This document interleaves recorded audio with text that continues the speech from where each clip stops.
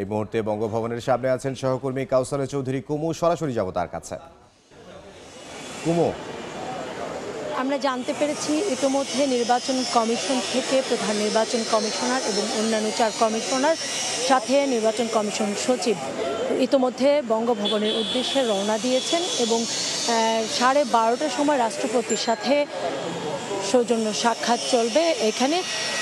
এবং এই সৌজন্য সাক্ষাতের মধ্যে আসলে নির্বাচনের প্রস্তুতি এবং নির্বাচনের তফসিল সহ যে সার্বিক যে বিষয়গুলো ভোটের সেই তুলে ধরা হবে এবং তুলে ধরার পরেই কিন্তু এখান থেকে গিয়ে বিটিভিতে তফসিলের রেকর্ডিং করবেন প্রধান নির্বাচন কমিশনার, অর্থাৎ জাতির উদ্দেশ্যে যে ভাষণটি দিবেন ভোটের সময়সূচি নিয়ে সেটি রেকর্ডিং করা হবে এবং তারপরেই আসলে তফসিল ঘোষণার সিদ্ধান্ত নির্বাচন কমিশনের।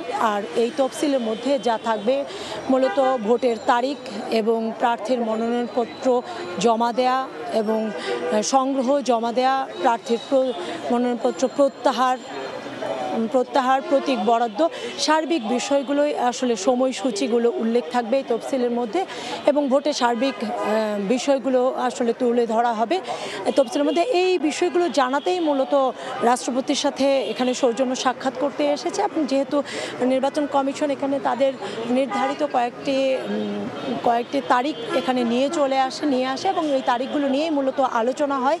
আলোচনার প্রেক্ষাপটে একটি সুনির্দিষ্ট তারিখ, ভোটের তারিখ নির্ধারণ করা হয়।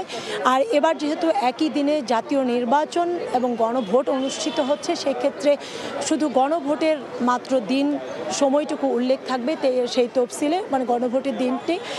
একই সাথে এবার ভোটের সময় 1 ঘন্টা বাড়ানো হয়েছে, অর্থাৎ সকাল 8টার পরিবর্তে 7:30টার সময় ভোট গ্রহণ শুরু হবে এবং চলবে বিকেল 4:30টা পর্যন্ত।